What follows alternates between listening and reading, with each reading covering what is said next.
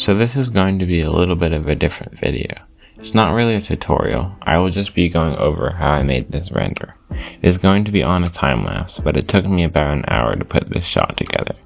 The ship is done completely inside of Blender, and for the background I just used the import images as planes add-on. The link to the image I used will be in the description. Let's get into it. So you can see I'm starting with just the default cube, and I've added a mirror modifier onto it using the auto mirror add-on. It comes with Blender if you want to enable it.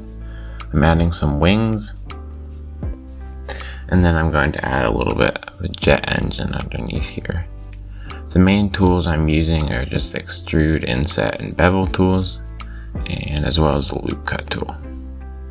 Adding a nose and just kind of refining the shape, not adding a bunch of detail yet, just keeping it low poly, and I keep it low poly pretty much throughout, but I'm adding more detail as I go.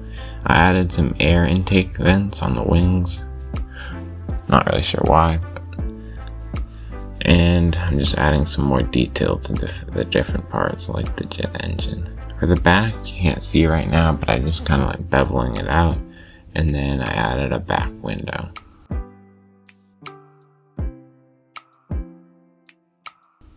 I'm going to add some exhaust pipes by adding a circle and then arraying that circle 4 times so that I can have 4 exhaust pipes. And then I'm going to use the knife project tool to project that onto the ship, and then I actually end up separating those exhaust pipes once I've made them. So I didn't really need to do the knife project part. Besides the exhaust pipes, I really kept the whole ship as just one object.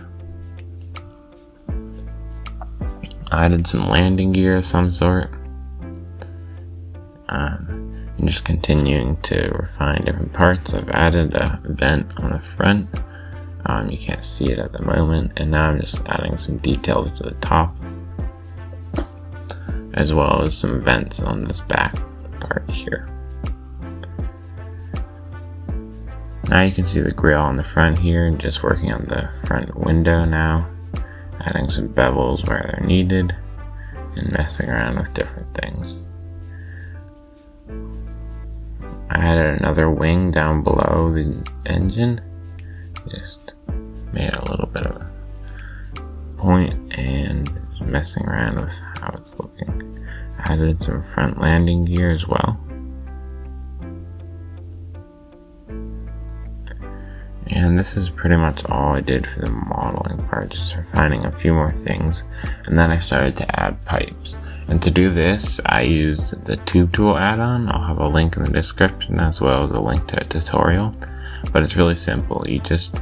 I'll show you here in a second. You're just selecting 2 faces, and then you right click and you can add a tube between those by saying add tube, and then you can change the radius and handles to make it look different.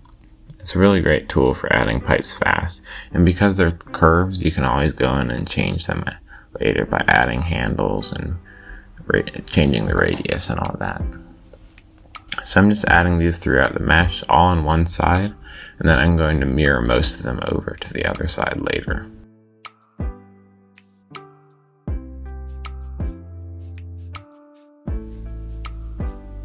The tube tools just add a tube with 2 Bezier handles, so you have one on each end, and then there's controls to change the length of those handles, and you can always just subdivide them later to add more geometry and more control to those handles.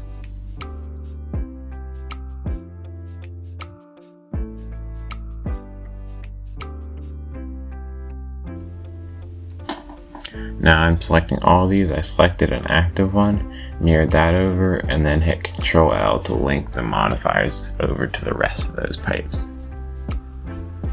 Now I'm going to start experimenting with some shading. So I start with a metal material, just a principled BSDF with metallic turned up, and I added 2 other metal materials, and then I'm using select random to select different faces and assign those different materials to those faces.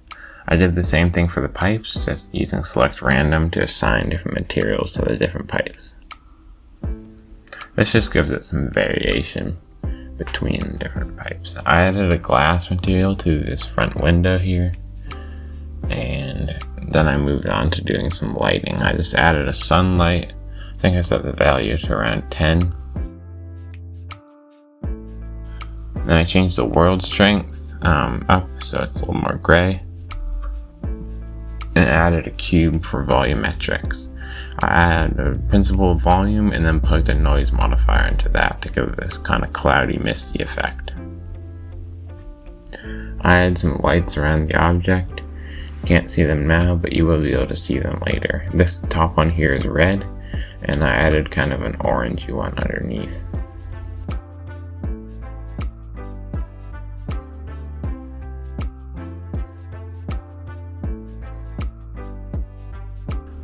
I added a background image just using the import images as planes add-on.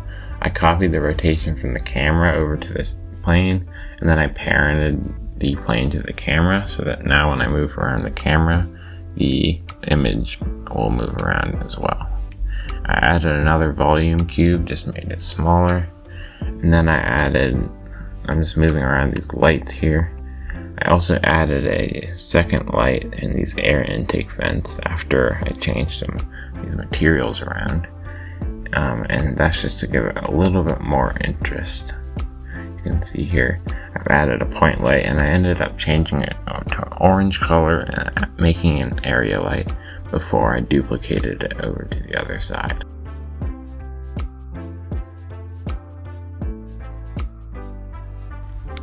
You can see how it's coming along here, and this is pretty much the final result. I ended up adding a few more pipes just to the top to make it a little bit more interesting.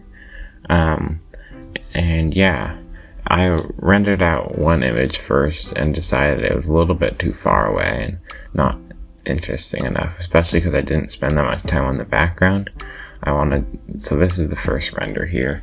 I wanted to make a little bit more focus on the spaceship. So I ended up re-rendering it out just by moving the camera position, and they ended up with this shot. I'm really happy with the way this turned out because this is the first type of thing like this that I've tried. And yeah, I hope you learned about how to make this kind of shot. And if you did, please consider subscribing. Thanks for watching.